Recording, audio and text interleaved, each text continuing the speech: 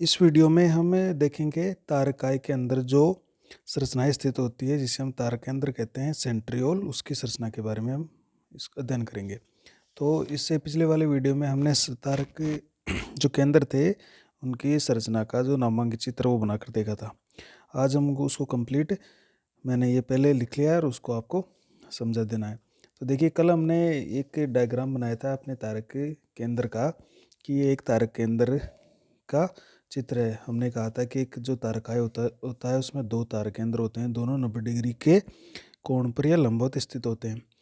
इनमें से एक तारकाय जो तारक केंद्र है वो थोड़ा बड़ा होता है जिसको हम मात्र तारक केंद्र या मदर सेंट्रियोल कहते हैं, जबकि जो दूसरा तारक केंद्र होता है वो थोड़ा छोटा होता है जिसको पुत्री तारक केंद्र या डॉटर सेंट्रियोल कहते हैं।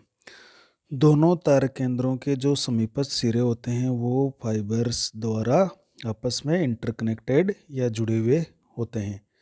तो ये तो इसके जैसे अपन एक बाहरी संरचना देखें तो वो है। अब इसके हम अगर इसका अनुप्रस्थ काट काट के देखें, ये जो तारक केंद्र है, तो अगर हम जैसे इसका एक समीपस्थ सिरा ले लें तो समीपस्थ सिरा के अगर हम काट काट के देखें, दूरस्थ सिरा लेंगे तो दूरस्थ सिरा पर क्या होता है कि ये हब नहीं होता है। ये हब जो पाया जाता है ये समीपस्थ सिरा पर होता है। जो इसकी विकसित संरचना है वो हम समीपस्थ सिरे पर ही प्राप्त करते हैं। तो अगर इसका समीपस्थ सिरा लिया जाए तो देखो, हमें ये बिल्कुल एक बेलनाकार संरचना होता है। जो तारक के केंद्र होते हैं वो बेलनाकार संरचना वाले होते हैं और दोनों तारक केंद्र समकोण पर स्थित है। एक बड़ा है वो मात्र है, छोटा है वो पुत्री है। अब एक तारक केंद्र के ले लेते हैं, देखो ये हमें बैलगाड़ी के पहिए के समान दिखाई देता है। बैलगाड़ी में पहिया होता है, आपने देखा होगा कि इस तरह का गोल पहिया होता है, उसके बीच में एक रोड लगी होती है, उस रोड से ऐसे डंडे निकले होते हैं, ठीक है। और ये पहिया है, इस रोड की सहायता से गोल गोल घूमता है। तो इस तरह से बिल्कुल जैसे हमारी बैलगाड़ी का जो पहिया होता है, लकड़ी का पहिया होता था, उसके बीच के अंदर एक रोड लगी होती है।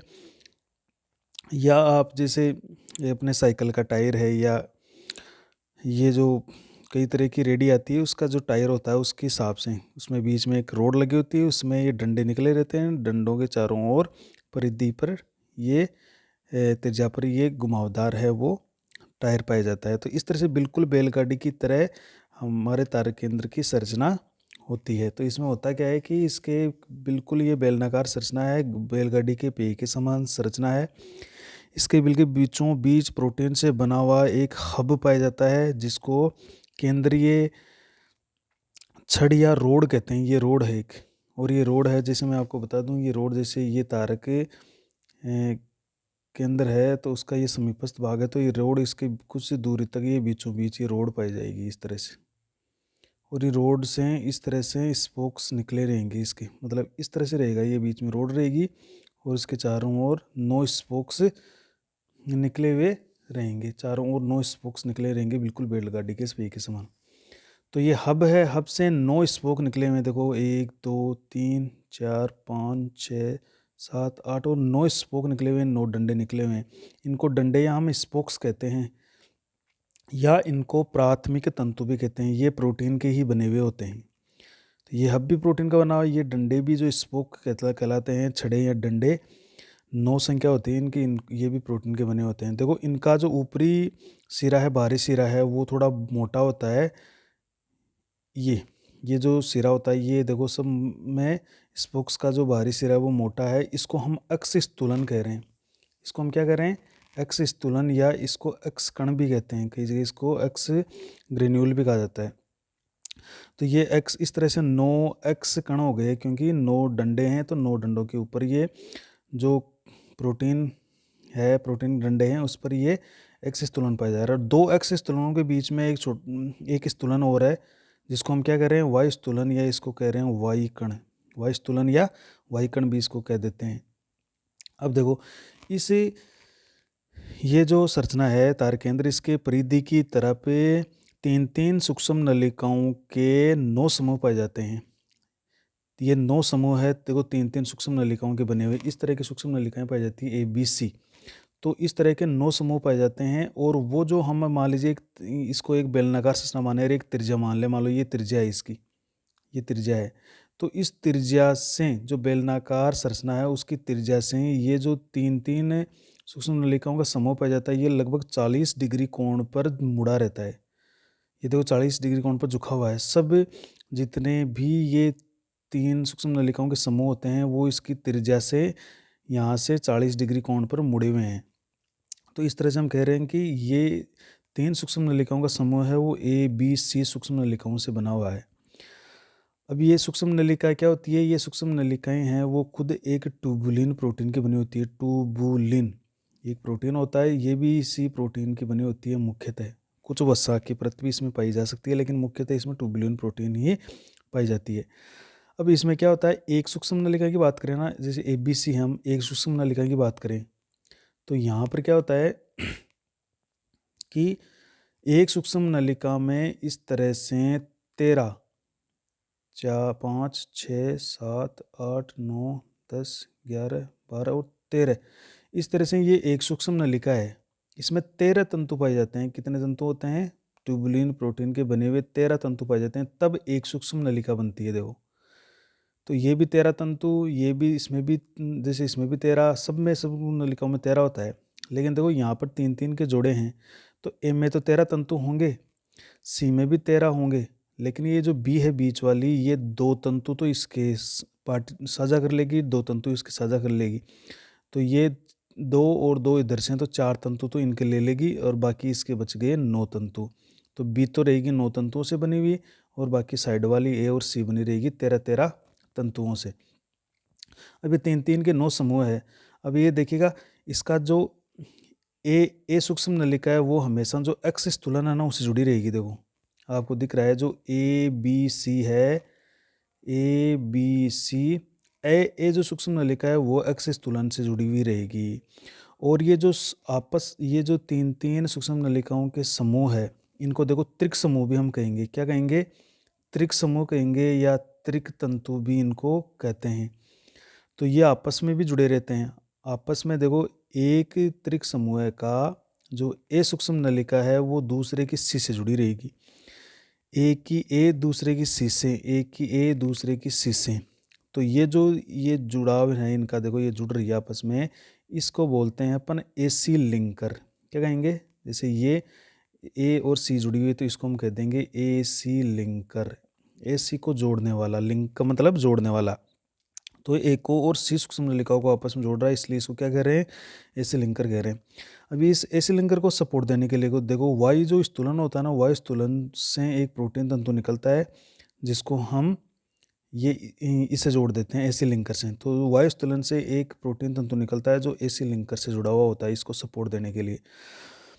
तो इस तरह से ये जो AC लिंकर है इसको द्वितीयक तंतु भी कहते हैं, और जो ये स्पोक्स होते हैं इनको प्राथमिक फाइबर या तंतु भी कहते हैं। तो ये बहुत ही एक सिंपल संरचना है अपने तारकाई की।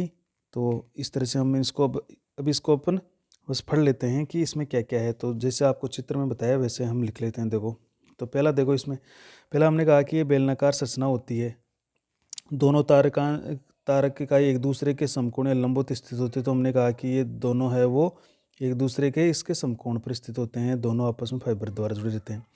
दोनों तारक केंद्रों में से एक तारक केंद्र तो बड़ा होता है जिसको हमने क्या कहा? मातृ तारक केंद्र या मदर सेंट्रियोल, तथा एक तारक केंद्र छोटा होता है जिसे हम पुत्री तारक केंद्र या डॉटर सेंट्रियोल कहते हैं, या DC शॉर्ट में। इसको क्या कहते हैं? DC। और इसको शॉर्ट में क्या कहेंगे? MC, मदर सेंट्रियोल और डॉटर सेंट्रियोल। तो हमने ये चित्र में कहा कि ये बड़ा वाला तो मातृ तारक केंद्र है, छोटा वाला पुत्री तारक केंद्र है। यहाँ तक आपके समझ आ गया होगा। अब देखो दोनों तारक केंद्र के समीपस्थ सिरे फाइबर्स द्वारा जुड़े रहते हैं। तो देखो दोनों तारक केंद्रों के जो समीपस्थ सिरे हैं वो यहाँ से फाइबर्स द्वारा जुड़े हुए हैं, जबकि जो अलग इनके सिरे हैं वो दूरस्थ सिरे कहलाते हैं जो कि दूर दूर होते हैं। अब देखो नेक्स्ट इसके अंदर क्या है कि प्रत्येक तारक केंद्र के समीपस्थ सिरे पर प्रोटीन से बनी एक चक्रीय रचना पाई जाती है जो बैलगाड़ी के पहिए के समान दिखाई देती है।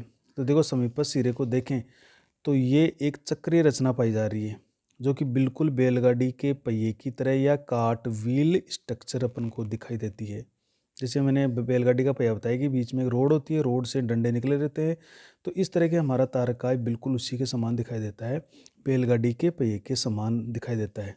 अब देखो ये बैलगाड़ी यानी काट व्हील स्ट्रक्चर के समान दिखाई दे रहा है। ये प्रश्न बनता है यहाँ पर कि बैलगाड़ी के पहिए के समान किसकी रचना होती है।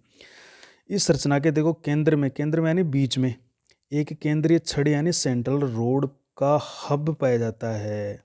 देखो इसी जो बैलगाड़ी के पहिए के समान रचना उसके बिल्कुल बीचों बीच ये हब पाया जाता है, जिसको नाभि भी कहते हैं।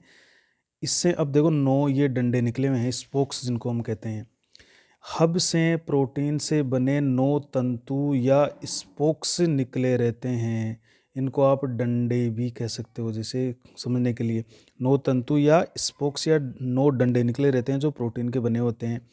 इन्हें प्राथमिक तंतु यानी प्राइमरी फाइबर भी कहते हैं। देखो ये प्राथमिक तंतु भी कहलाएंगे, 9 है। अब आगे चलते हैं। देखो प्रत्येक स्पोक्स का हमने अभी ये बताया कि देखो प्रत्येक स्पोक्स का ये जो भाग है, शीर्ष भाग है, फुला हुआ है, जिसको हम क्या कह रहे हैं, एक्स स्तूलन या एक्स कण बोल रहे हैं। तो देखो प्रत्येक स्पोक्स का बाहरी सिरा अत्यधिक स्तूलित, स्तूलन का मतलब होता है मोटा होना या फुला हुआ, तो अधिक स्तूलित यानी मोटा होता है, जिसे एक्स स्तूलन कहते हैं। इसको हमने एक्स कण भी कहा है। क्या कहा है? इसको एक्स कण भी आप लिख सकते हो। तो जो बाहरी सिरा अत्यधिक मोटा है उसे एक्स स्तूलन या एक्स कण कहते हैं। 2 अक्ष स्तूलनों के बीच में वाई स्तूलन पाया जाता है, यानी वाई कण पाया जाता है। तो अभी हमने कहा कि ये एक्स और ये एक्स, इसके बीच में ये जो स्तूलन एक और है जो कि प्रोटीन तंतुओं से दोनों तरफ जुड़ा हुआ है, इसको हम वायु स्तूलन कह रहे हैं। और वायु स्तूलन किसको जोड़ेगा? एसी लिंकर को जोड़ेगा। नेक्स्ट देखते हैं। देखो प्रत्येक तारक केंद्र का परिधीय भाग, ये देखो ये परिधीय भाग, ये सारा ये 3 सूक्ष्म नलिकाओं के 9 समूह पाए जाते हैं। 1 2 3 4 5 6 7 8 और 9 समूह है। और प्रत्येक समूह में कितनी सूक्ष्म नलिकाएं हैं? 3 सूक्ष्म नलिकाएं। तो टोटल कितनी हो गई? 9 को 3 से गुणा करेंगे तो हम कह देंगे कि 27 सूक्ष्म नलिकाएं हैं। 3 के जोड़े हैं, 3 के समूह है, 9 समूह होते हैं टोटल इसकी परिधि पर। और इसकी त्रिज्या से कितने डिग्री कोण पर मुड़े हुए हैं ये सब? देखो कोई इसकी त्रिज्या के इस बिल्कुल सीधे नहीं है, यहाँ पर 40 डिग्री कोण पर सब मुड़े हुए हैं, ये 40 डिग्री कोण पर। तो प्रत्येक तारक केंद्र का परिधीय भाग सूक्ष्म नलिकाओं, जिनको अपन माइक्रोट्यूबल्स कहते हैं। ये सूक्ष्म नलिकाएं क्या होती है? ये बहुत ही पतली पतली नलिकाएं होती है। देखो इस तरह से ये सूक्ष्म नलिकाएं होती है। अब ये अगर हम इसका जैसे यहाँ से एक इसकी संरचना देखें, ये जैसे गोल गोल है, तो इसकी संरचना में 13 तंतु होते हैं। 3 4 5 6 7 8 9 10 11 12 और 13 तंतुओं की ट्यूबुलिन प्रोटीन से बनी होती है। ट्यूबुलिन प्रोटीन 13 तंतु होते हैं इसके अंदर। देखो और ये एक सूक्ष्म नलिकाएं बन गई है इस तरह से। तो सूक्ष्म नलिकाएं जिनको माइक्रोट्यूबल्स के 9 समूहों से मिलकर बना होता है। देखो प्रत्येक समूह में 3 सूक्ष्म नलिकाएं, जिनको अपन ABC कहते हैं, पाई जाती है। अर्थात प्रत्येक समूह त्रिक तंतु यानी ट्रिपलेट फाइबर युक्त होता है। इसमें 3 सूक्ष्म नलिकाएं हैं जिनको अपन त्रिक तंतु या त्रिक समूह भी कह सकते हैं। इसको क्या कह सकते हैं? त्रिक समूह। की प्रत्येक समूह त्रिक समूह होता है, या त्रिक तंतु युक्त होता है, या त्रिक समूह युक्त होता है। देखो सूक्ष्म नलिकाओं से बने सभी त्रिक समूह यानी त्रिक तंतु समान दूरी पर स्थित होते हैं। इनकी जो दूरी होती है ना बीच में, वो सब में समान दूरी पर ये पाए जाते हैं। प्रत्येक त्रिक समूह तारक केंद्र की बेलनाकार संरचना की त्रिज्या के 40 डिग्री कोण पर मुड़ा होता है। ये भी मैं बता चुका हूँ कि जो त्रिज्या होती है इस त्रिज्या से 40 डिग्री कोण पर यह मुड़ा हुआ है। तारक केंद्र के केंद्र की ओर कोई सूक्ष्म नलिकाएं नहीं पाई जाती है, अतः सूक्ष्म नलिकाओं की यह व्यवस्था 9+0 कहलाती है। हम देख रहे हैं कि केवल जो सूक्ष्म नलिकाएं वो इसकी परिधि की तरफ है, इसके बीच में कोई सूक्ष्म नलिका नहीं है, इसलिए हम ये कह देंगे कि यह व्यवस्था 9+0 है। यहाँ पर 9 समूह है, लेकिन यहाँ पर बीच में कोई समूह नहीं पाया जा रहा है, तो ये व्यवस्था क्या कहलाएगी? 9+0 की। सूक्ष्म नलिकाओं की दीवार में देखो तार केंद्र की केंद्र में कोई सूक्ष्म नलिका नहीं पाई जाती है, अतः सूक्ष्म नलिकाओं की व्यवस्था 9+0 कहलाती है। हम देख रहे हैं कि बीच में कोई है ही नहीं, केवल परिधि पर 9 समूह है, तो 9+0 हो गई है। अब देखो, सूक्ष्म नलिकाओं की दीवार में मुख्यतः ट्यूबुलिन प्रोटीन के बने 13 तंतु पाए जाते हैं। ये देखो इस तरह से एक सूक्ष्म नलिका है, इस एक सूक्ष्म नलिका की दीवार में 13 तंतु होते हैं, तब एक सूक्ष्म नलिका बनती है। देखो, प्रत्येक त्रिक समूह में हम कह रहे हैं कि ए बी सी 3 सूक्ष्म नलिकाएं पाई जाती है। अब देखो, ए व सी सूक्ष्म नलिकाएं, ये ए बी सी है, तो ए और सी में तो 13 तंतु होंगे। जाहिर सी बात है, हम प्रत्येक सूक्ष्म नलिका को, अलग सूक्ष्म नलिकाओं को देखें तो उसमें दीवार में कितने तंतु होते हैं? 13 ट्यूबुलिन प्रोटीन से बने हुए तंतु होते हैं। लेकिन बी सूक्ष्म नलिकाएं क्या करती है? ए और सी के साथ जो ये बी है ना, ये दो तंतुओं को साझा कर लेती हैं यहाँ से। तो 2 इसके ले लिए, 2 इसके ले लिए, तो 4 हो गए। अब इसमें कितने लेने हैं? इसको 9 ही लेने हैं। तो 13 तो इसके हो गए, 13 इसके हो गए, 9 इसके होते हैं। तो हम ये कह सकते हैं कि ए और सी सूक्ष्म नलिका में 13 तंतु पाए जाते हैं, लेकिन बी सूक्ष्म नलिका ए और सी के साथ 2 तंतु साझा करती है। ये 2 तंतु इसने साझा कर लिए, अतः हम ये कह सकते हैं कि बी सूक्ष्म नलिका 9 तंतुओं से बनी हुई होती है। अर्थात इसमें 13 + 9 + 13 इस तरह से एक समूह के अंदर ये पाए जाते हैं। अब देखो नेक्स्ट, प्रत्येक की जो त्रिक समूह की प्रथम सूक्ष्म नलिका है, जिसको अपन ए कह रहे हैं, हम ये तो कह रहे हैं कि ए सूक्ष्म नलिका दूसरे समूह की किससे जुड़ी रहती है? सी से जुड़ी रहती है। ए है वो सी से, ए है वो सी से। तो यही बात हम यहाँ लिख रहे हैं कि प्रत्येक त्रिक समूह की प्रथम सूक्ष्म नलिका यानी ए दूसरे त्रिक समूह की तीसरी सूक्ष्म नलिका यानी सी से एसी लिंकर द्वारा जुड़ी रहती है। ये एसी लिंकर क्या होता है? एक प्रोटीन से बना हुआ तंतु होता है। देखो, ये ए और सी से जुड़ा रहता है, इसको अपन कह रहे हैं एसी लिंकर। और एसी लिंकर फिर नीचे किससे जुड़ा हुआ है? वाई तुलन से। एसी लिंकर को द्वितीयक तंतु या सेकेंडरी फाइबर भी कहते हैं। तार केंद्र के हब के स्पोक के एक्सिस तुलन त्रिक समूह है उसकी ए सूक्ष्म नलिका से, तथा वाई तुलन एसी लिंकर से जुड़ा रहता है। देखो, यानी हम कह रहे हैं कि जो एक्सिस तुलन है वो तो त्रिक समूह की ए से जुड़ा हुआ है। देखो, ये एक्सिस तुलन ए से जुड़ा हुआ है, एक्सिस तुलन ए से जुड़ा हुआ है, जबकि वाई तुलन किससे जुड़ा हुआ है? एसी लिंकर से जुड़ा हुआ है, एसी लिंकर से। तो यही तो कह रहे हैं कि तार केंद्र के हब के स्पोक के जो एक्सिस तुलन है वो त्रिक समूह की ए सूक्ष्म नलिका से व वाई तुलन एसी लिंकर से जुड़े रहते हैं। नेक्स्ट और देख लेते हैं। देखो, इसमें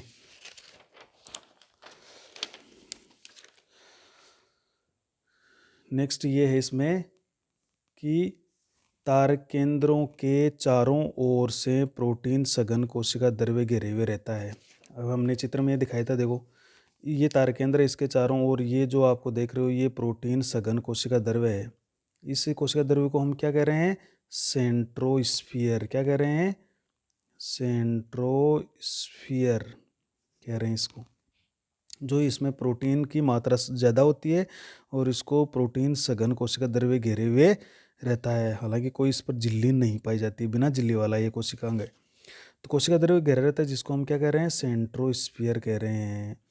जिसके चारों ओर तारे के समान स्टार लाइक, जो तारा होता है ना, तारा कैसा होता है? जैसे इस तरह से तारा होता है, तो तारे के समान सूक्ष्म नलिकाएं निकली हुई होती है, जिन्हें एस्ट्रल किरणें या एस्ट्रल रेज कहते हैं।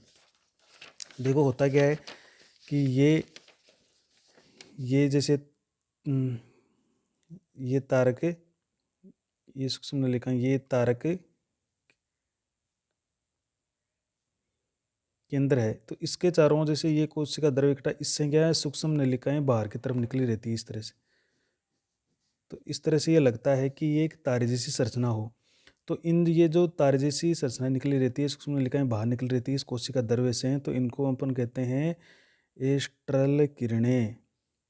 एस्ट्रल का मतलब होता है तारे के समान। एस्ट्रल का मतलब क्या होता है? तारे के समान। तो इस कोशिका द्रव्य से ये देखो, ये जो किरणें निकली हुई, किरणें क्या है? एस्ट्रल रेज खुद क्या है? सूक्ष्म नलिकाएं हैं। सूक्ष्म नलिकाएं हैं जो ग्रोथ करके बाहर निकल गई है। तो ये कह रहे हैं हम कि चारों ओर तारे के समान सूक्ष्म नलिकाएं निकली हुई होती है, जिनको एस्ट्रल किरणें कहते हैं। सेंट्रोस्फीयर व एस्ट्रल रेज, जो एस्ट्रल किरणें हैं, ये मिलकर एस्टर का निर्माण करती है। तो अब जो ये कोशिका द्रव्य, सघन कोशिका द्रव्य, जिसको अपन सेंट्रोस्फीयर कह रहे हैं, और ये जो किरणें निकली हुई, इन किरणों दोनों को मिलाकर हम कहते हैं एस्टर। क्या कहते हैं? एस्टर। तो देखो, सेंट्रोस्फीयर व एस्ट्रल रेज मिलकर एस्टर का निर्माण करती है। एस्टर मतलब क्या हो गया? सेंट्रोस्फीयर हो गया, और जो किरणें निकली हुई है एस्ट्रल रेज, वो तो दोनों को मिलाकर हम क्या कर रहे हैं? एस्टर कह रहे हैं। एस्टर का मतलब होता है तारे के समान। ये समझ लो आप, जो तारे के समान दिखाई देता है। नेक्स्ट देखो, इसमें जब एस्ट्रल रेज दोनों ध्रुवों के बीच फैलकर, देखो जब कोशिका विभाजन होता है तो कोशिका में क्या होता है? जैसे ये कोशिका है, तो जो तारकाय है विभाजित होकर दो भागों में बढ़ जाता है, इस तरह से दोनों ध्रुवों पर पहुंच जाता है। इससे ये किरणें निकली हुई रहती है। देखो, ये किरणें क्या है? सूक्ष्म नलिकाएं। कुछ सूक्ष्म नलिकाएं क्या होती है? ऐसे लंबी होकर इस तरह से दोनों ध्रुवों के बीच में फैली रहती है। देखो, इस तरह से ये सूक्ष्म नलिकाएं इतनी लंबी लंबी हो गई है और इस तरह से फैली रहती है।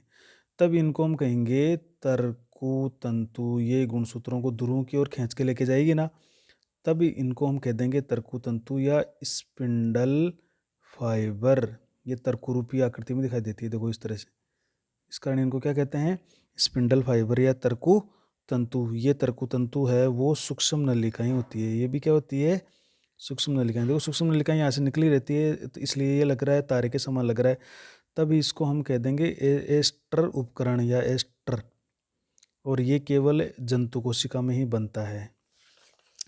जब एस्ट्रल रेज दोनों ध्रुवों के बीच फैलकर लंबी लंबी रचनाएं बनाती है, तब उनको हम तरकुतंतु या स्पिंडल फाइबर कहते हैं।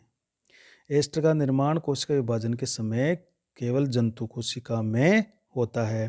पादप कोशिका में एस्टर का निर्माण नहीं होता है, क्योंकि वहाँ पर तारकाय पादपों में अनुपस्थित होता है। हालांकि हमने कहा है कि कुछ जो निम्न किस्म के पादप है, जैसे शैवाल वगैरह, ब्रोफाइट, टेरिडोफाइटा, उनके अंदर तारकाय पाए जाते हैं, तो वहाँ पर एस्टर बन सकता है। क्योंकि उच्च वर्ग के पौधों में ये तारक जो एस्टर है उसका निर्माण पादपों में नहीं होता है, क्योंकि पादपों में, उच्च वर्ग के पादपों में तारकाय अनुपस्थित होता है। तो देखो, ये हमने चित्र बनाया है कि ये एक ध्रुव हो गया, दूसरा ध्रुव हो गया, तो ये जैसे एक सूक्ष्म नलिकाएं निकली हुई है इसके कोशिका द्रव्य में, क्योंकि ये सूक्ष्म नलिकाएं तो है ही, तो यहाँ से सूक्ष्म नलिकाएं ये बाहर निकल जाती है वृद्धि करके, तब हम इनको एस्ट्रल रेज कहेंगे। एस्ट्रल रेज इस सेंट्रोस्फीयर के साथ मिलकर एस्टर बनाएगा, तब हम इनको एस्टर कह देंगे, या इसको एस्ट्रल उपकरण भी कहेंगे। कुछ सूक्ष्म नलिकाएं लंबी हो गई, देखो इस तरह से, तब इनको हम कहेंगे स्पिंडल फाइबर। ये हमारे गुणसूत्रों को इस तरह से जोड़ती है फिर कोशिका विभाजन के समय। ठीक है, उनको ध्रुवों की ओर लेके जाती है गुणसूत्रों को खींच के। ये तो थी हमारे तारक केंद्र की टोटल संरचना, इसमें हमने कुछ भी नहीं छोड़ा, आपको अच्छी तरह से बताया है। अब हम पढ़ लेते हैं तारकाय का कार्य क्या है। तो तारकाय के कार्य देखो, फटाफट देख लेते हैं इनको, कि कोशिका विभाजन समय तरकु तंतुओं यानी स्पिंडल फाइबर का निर्माण कौन करता है? तारकाय करता है। बहुत ही महत्वपूर्ण काम है ये।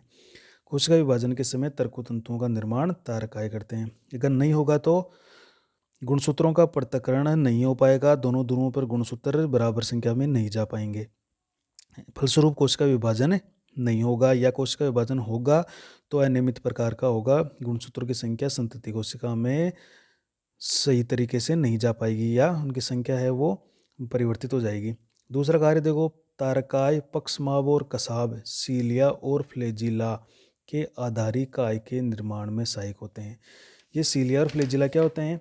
ये गमन करने वाले अंग होते हैं। जैसे मान लीजिए ये एक युगलिना है, उस युगलिना पर एक लंबा सा इस तरह की पूंछ सी पाई जाती है, इसको हम कहेंगे फ्लैजिला या कसाब।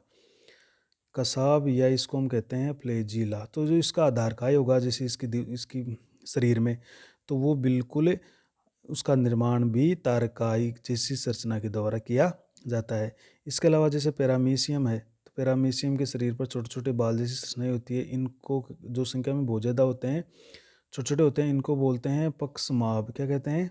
पक्षमाभ। तो इनके आधार काय का निर्माण भी तारकाय जैसी संरचना के द्वारा किया जाता है।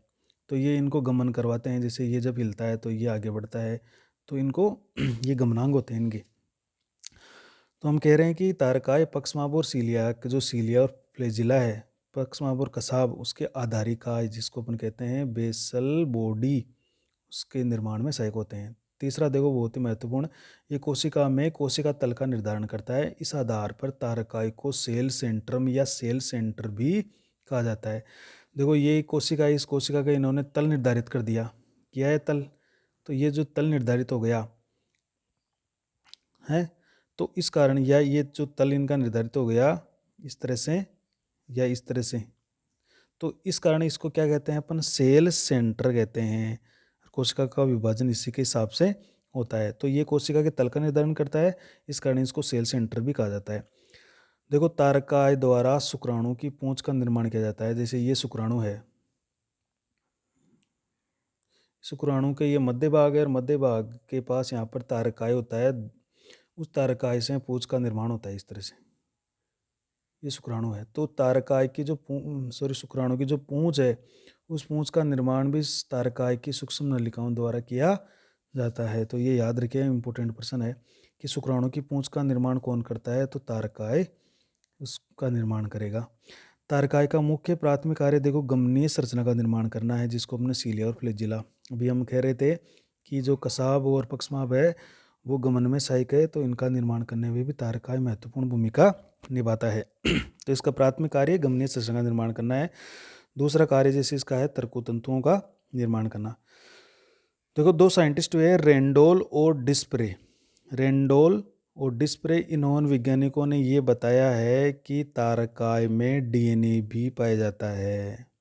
तो ये भी एक बहुत महत्वपूर्ण बात है कि अभी तक हमने माइटोकॉन्ड्रिया को और हरित लवक को पढ़ा है कि उनमें डीएनए होता है।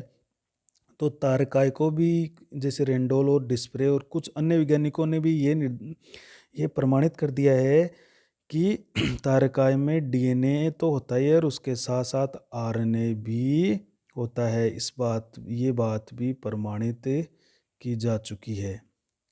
तो ये भी आपको ध्यान रखना है। कोशिका विभाजन के समय देखो क्या होता है, जंतु कोशिका में होता है तारकाय, तो इसके दौरान जो पूर्ववर्ती तारक के केंद्र होते हैं उनके विभाजन से ही पुत्री तारक केंद्रों का निर्माण हो जाता है और दोनों ध्रुवों पर वो चले जाते हैं, तर्कोतंतु बनते हैं और कोशिका विभाजन को संपन्न करते हैं। इसी के साथ हमारा जो तारकाय का जो टॉपिक था वो पूरा हो चुका है। नेक्स्ट वीडियो में हम जो इसके नेक्स्ट कोशिकांग है वो अपन पढ़ेंगे। तो आप इसको लिख लें।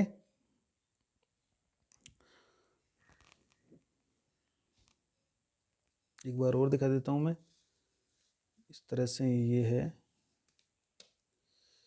ये आपका एस्ट्रल रेज या एस्टर